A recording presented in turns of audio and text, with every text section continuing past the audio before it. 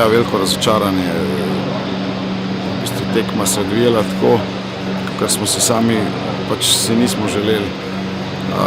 Dopustili nasprotniku, da se od prve minute razletel po igrišču, takrat, ko je bilo najtežje, pa vedeli smo, da bo tako. Nismo imeli toliko kvalitete ali pa toliko poguma ali pa neke agresije, da bi tekmo odpeljali v drugo smer. Verjetno z danim zadetkom po to, kar smo šli, bi se to spremenili, ampak enostavno pustili Žilini, da je naredila to razliko. Mi pa, ne vem, se mi zdi brez nekega poguma. Ne zato, da smo verjeli v to prednost, da bo dosti velika, ampak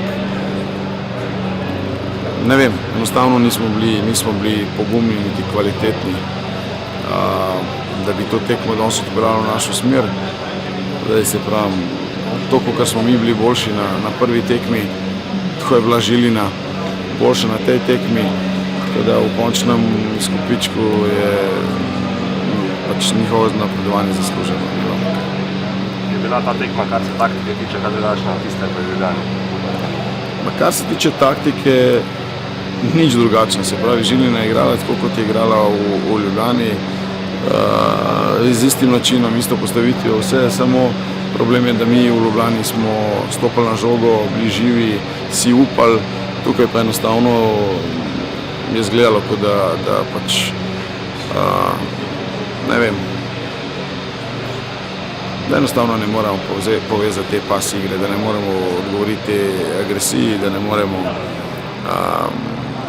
spustiti žogo na tla, prevzeti inicijativo, prijeti do par priložnosti. Sicer na začetku imeli eno priložnost, ampak na koncu premalo za napredovanje. Verjetno boste v nedeljo proti Krki iskali povratek. Ja, se pravim, razočaranje je ogromno v garderobi. Verjetno v športu je tako, da se treba pobrati po takih zadevah. Bo težko, ker so fanti čisto na tleh. Nova tekma prihaja že v nedeljo, Krka v prvenstvu. Jaz upam, da bomo toliko moči zmogli, pa toliko neke psihe pozitivne, da nas zmaga vrne spet v normalen ritem. Žal nam je zaradi te evropske sezone, ampak stavno zgodbe je konec.